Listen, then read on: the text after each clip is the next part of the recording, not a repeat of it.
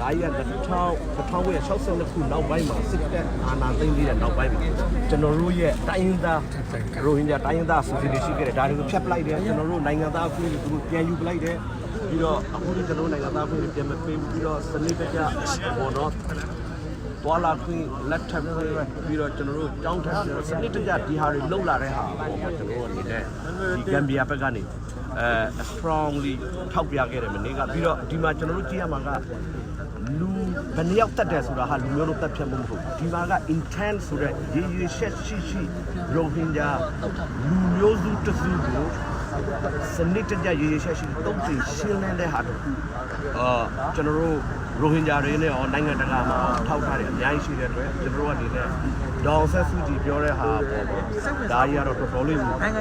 ပေါ့နော်ဒီမကောင်း Nobel Social တယောက်က genocide ကိုလုံးဝညှင်းဆန်နေတာကဒါတော်တော်လေးကျွန်တော်တို့နိုင်ငံအတွက်ရောကျွန်တော်တို့တိုင်းဒေသကြီးဒီမှာပြည်သူတို့တော်တော်လေးဆိုးရမယ်အနေထားလို့နိုင်ငံပုံရိပ်လေးကြမယ်ပြီးတော့အထူးသဖြင့်ဒီနေရာမှာကျွန်တော်တို့ကြည့်ရမှာကဒီလိုစစ်တပ်ကစနစ်တကျလုပ်ခဲ့တဲ့ဟာတော့ပါတယ်တကယ်လို့ဒီ ICJ မှာအခုကဆုံးဖြတ်ပေးလာခဲ့ဆိုတော့ဒီလိုမျိုးဆုံးဖြတ်ပေးအဆုံးဖြတ်ကတော့ဒါကတော့နည်းနည်းကြားလိမ့်မယ်ဒါပေမဲ့ဒီနေရာမှာကျွန်တော်တို့ကရိုဟင်ဂျာရောတခြားတိုင်းဒေသကြီးကိုဒီမှာအကုန်လုံးဆုံးနေကြတာကဒီပေါင်းမြောက်သွားဒီစစ်တပ်ကကျွန်တော်တို့ကိုရဆက်တပ်ဖြတ်မှုပေါင်းစုံနီးပေါင်းစုံနဲ့ရိုဟင်ဂျာတွေကြတော့လူမျိုးတို့တပ်ဖြတ်မှုလုပ်ခဲ့တယ်တခြားတိုင်းဒေသကြီးကိုတွေကရှင်းကရင်ကချင်မိုးပြင်းနေကျွန်တော်တို့မှာတော့စစ်တပ်ရဲ့ operation တွေနဲ့ဟိုပါပေါ့နော်လူတွေကိုတပ်ဖြတ်တာတော့ဘင်္ဂလီတွေကိုလူသမီးတွေကိုမတင်ချင်ခဲ့တာတော့ပြီးတော့ရွာတွေကိုပြီးရှုတာကဒီပေါင်းမြောက်သွားကြာနေပြီအဲ့ဒီအတွက်ကြောင့်ကျွန်တော်တို့ပထမဆုံးအနေနဲ့ဒီနေရာမှာကနေကျွန်တော်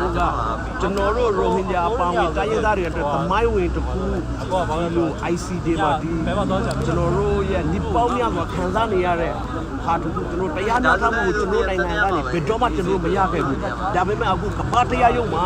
ကျွန်တော်တို့တရားမျှတမှုအတွက်ကျွန်တော်တို့ဒီနေရာမှာအခုကမ္ဘာတရားရုံးကနေဒီ case ကိုအမှုကို hearing လုပ်နေတယ်ကြားနာမှုလုပ်နေတယ်ဆိုပြီးတော့ကျွန်တော်တို့နိုင်မနိုင်နောက်ပြန်တာဒါပေမဲ့ကျွန်တော်တို့အများကြီးဝန်တာတယ်ကျွန်တော်တို့တရားမျှတမှုကိုလည်းရရှိမယ်လို့ကျွန်တော်တို့ပြောနေပါတယ်ဒါကတော့ကျွန်တော်တို့ BC မြန်မာဘက်ကနေ Facebook live ကိုလည်းဒီဆက်ပေးနေတာဖြစ်ပါတယ်ဒါဂမ်ဘီယာနိုင်ငံကနေပြီးတော့မျိုးတုံးတက်မှုတွေနဲ့မြန်မာနိုင်ငံကိုညာ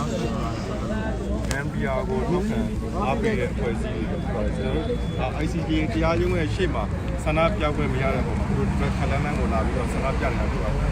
ယ်can you show around that picture ဒီမှာကြည့်လိုက်ကြဆိုတော့ဘောင်းကျွန်တော်